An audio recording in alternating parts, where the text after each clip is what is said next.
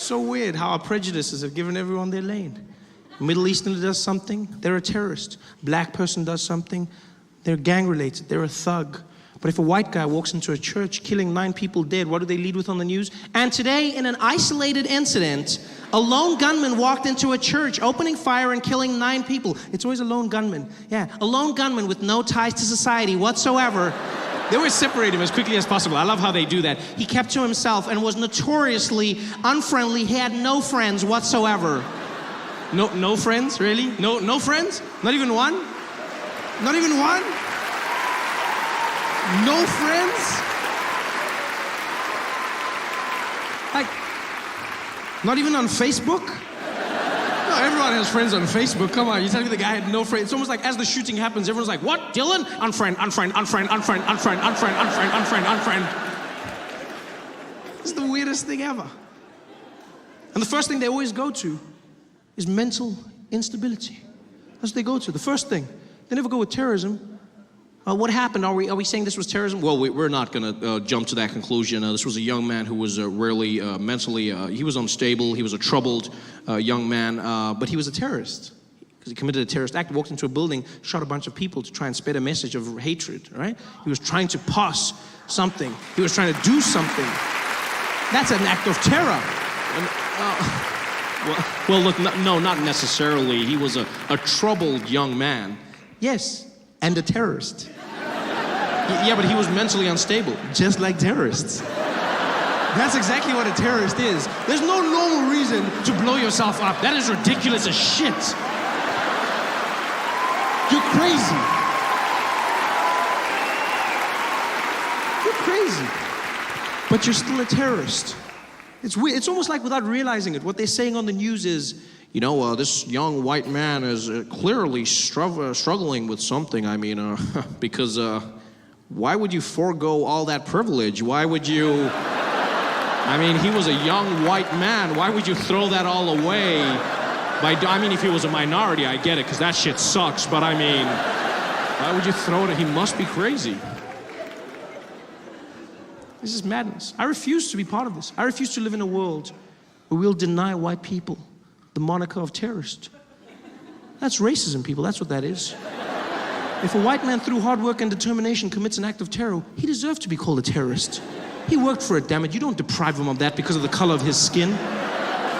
You give it to him and you put him up there. Bin Walid and Charlie. It's terrorism. We all have our prejudices, don't get me wrong. It's not like I try to be better. I really do. I realize every now and again I do things that I'm not particularly proud of. Like for instance, whenever I fly into America, if I've been out of the country and flying back into America, I always try to fly on Middle Eastern Airlines, specifically. So I'll fly on Emirates or Qatar or Etihad or one of those. And the reason I do this is because I feel there's less chance that somebody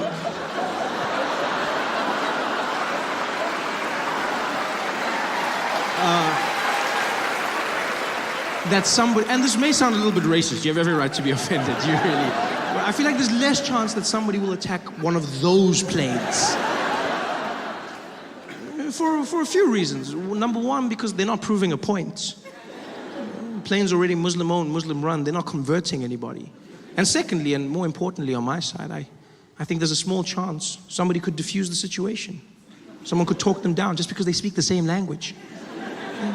That's half of terror for me, is the fact that you don't understand what the person says. Guy speaking Arabic, that puts fear in the hearts of all men. You never think good things when you hear Arabic. Yeah, we've watched too many movies and TV shows. Like whenever you hear Arabic, then some bad shit happens. That's always what happens. It's never something cool or sexy. It's never like it's never that. And so it makes you think a certain way. I know I'm not any different. I was on a flight, my first Middle Eastern flight, flying on an Emirates plane, and this man emerged from the galley, had a long beard, and he was carrying a box, and he just went off. He was like, and I was like, ah!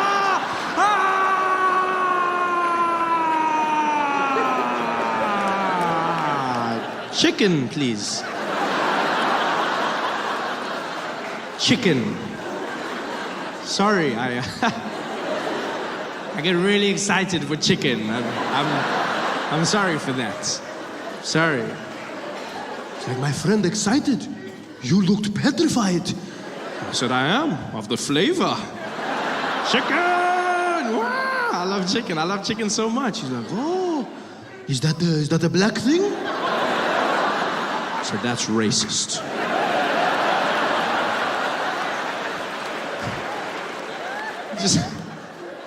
There's a little thing that makes me think there's a chance that if someone understands the language, they may be able to talk the guy down. There could be a terrorist on the plane, a guy with a suicide vest, be flying 40,000 feet in the sky. A man jumps off, losing his head. There he is. And just maybe, some guy will be opposite him, like, hey, what are you doing? I'm going to blow up this plane to show everybody that Allah is great. Yeah, but we know this. Everybody here knows this. So what are you doing? I wanted to show all of you the power of... What are you showing us if we already know, huh?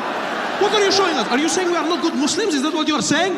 Huh? Are you saying we do not know the power of Allah? Is that what you are saying? You are saying we are bad Muslims? What are you saying? No, my friend, please, I was not trying to offend you. I was just trying to kill you. Listen to what I wanted to show you. What are you showing me, huh? Are you saying I do not pray? Is that what you are saying? You're a better Muslim than me? You think I'm not good Muslim just because I'm watching Cloudy with a Chance of Meatballs? Is that what you think? Huh? What are you saying? No, I'm not saying that. I wanted to, what are you showing? You show nothing. You make us look bad. Why don't you preach? Why don't you talk to people, huh? This is not Islam. What are you doing with your stupid vest? Blah, blah, blah, blah, blah, blah. You make us all look bad. No, I was not, no, you're not trying nothing. No, you even got your vest backwards. You don't even know what you're doing here. Sorry, it's my first time. I never done this before. Yeah, story. Sit down, shut up, eat something. I don't know if I can. No, it's all halal. You can eat it. Don't worry. You can eat it. You can eat it. All of you. Yalla. Stupid. This is a chance that could happen. There's a small chance that could happen. Just everyone has these images of Africa, and it's not your fault as Americans. I understand that as Americans, like, you don't know much about South Africa. I've realized this in my time here. You don't know much about Africa as a whole, which is you guys don't know much about anything, but that's not your fault. It's just you guys are so big and America-centric, and you don't get outside images. You don't see anything. In fact, in my time in America, the only thing I've seen of Africa is always those ads. Have you seen those commercials? Those UNICEF ads have you seen those? They're asking you for the money. I hate those ads. They don't even warn you that those things are coming on TV. I'm sitting there enjoying myself, watching comedy shows, and the next thing you know, you just see this horrible village. It's just dirty, and there's old rusting buildings, and these sad black people, and I'm looking, I'm like, ooh, where is that? Cleveland?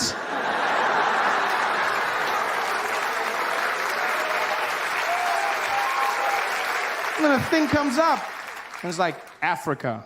I'm like, really? Where? And then they show you the starving people, and it's always the same. They've always got the starving look. They always do the pose. They've always got that, like, why haven't you called look?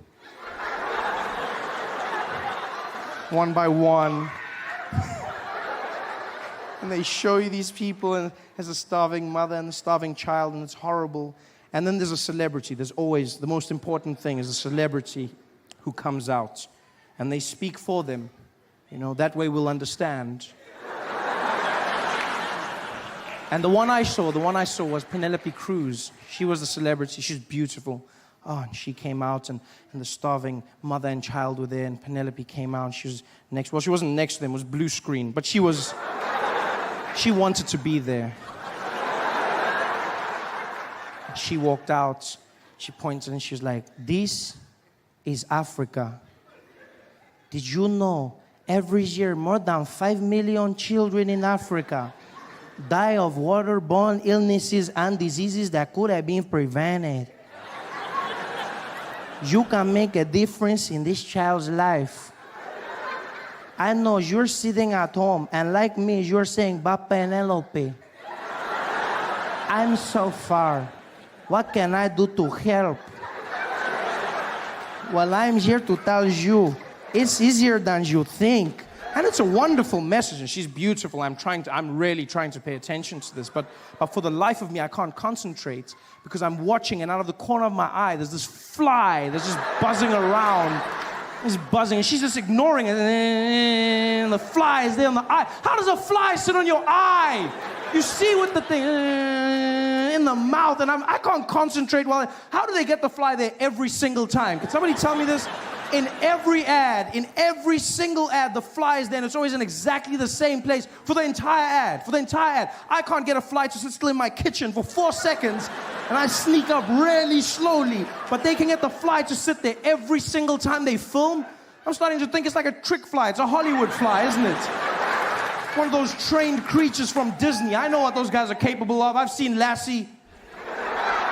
A trained fly. They probably got the fly on lockdown. They're ready. They get everybody together. They got the starving people. They're like, okay, we're ready to shoot. Where's the fly? Here, sir. Here, sir. Come on, boy. Come on, boy. Get it. And stay. Action. Did you know every year more than 5 million children are starving?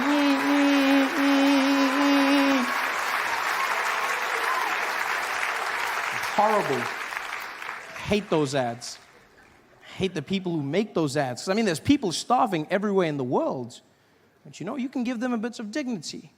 And I hate the people in those ads as well, because they make Africans look bad. Yeah. And I can say that. You go, oh, but don't hate them, they're starving. No, you know what? I don't care. I don't care. I really don't. Because people starving everywhere. And I grew up in a black family in Africa. And no matter how poor or hungry we were, we could still do this.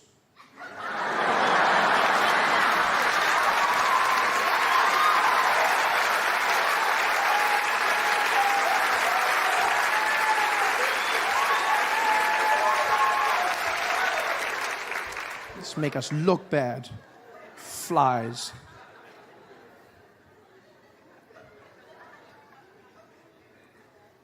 Gangster flies. Look like they're doing shout-outs. Have you seen them? It's having a good time in front of the camera.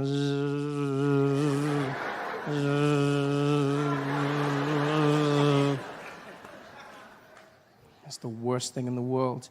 But that's all you see out here. That's all you see. Those images of where's the world? We see America, We watch your TV, we see your sitcoms and your news alike. We get everything from Idol all the way to Oprah. We love Oprah. We just yeah, of course. I mean, especially in South Africa, we love Oprah. We love no, because she gives us a lot of money. So I mean, we just love Oprah. She came out to South Africa and she built a school there. She built a school in South Africa called the Oprah Winfrey Leadership Academy. Spent $50 million building this school. Yeah. Most expensive school ever built. Most expensive anything, just ever. And those children love her. Like when Oprah comes there, they run out screaming, yeah! Oprah! Oprah! Oprah! Oh, yeah! They just love it, This is a big place for her. And then, it's a wonderful school, state-of-the-art technology, brand new computer labs, state-of-the-art facilities, and then she made the mistake of hiring African teachers, which is not the worst thing. It's just she's had a few issues with discipline at the school. The way the teachers choose to administer the discipline is very different to what Oprah and America believes in, And I blame Oprah. She interviewed them and she said to them, she said, you guys aren't going to spank them, are you? And they were like, no, never, Oprah, never. No, we will not spank them. And she left and they were like, yes, we don't spank. Here we beat. We beat. You don't spank a child, you spank a monkey. Here we beat. And that's what they did. They beat the children. They just beat them, which is horrible. I know I smile. I mean, it's horrible. It's just, I think, in Oprah's school, because Oprah's world is so different. Getting a beating in her school must be something different, See the teacher walk into the classroom with a cane, angry, just walking around. Cynthia, were you talking at the back? No, miss, you were talking. That means you are going to get a beating. But because it's Oprah's school, everybody's getting one. You're getting a beating. You're getting a beating. You're getting a beating. Everybody's getting a beating. Look under your seat. It's a beating.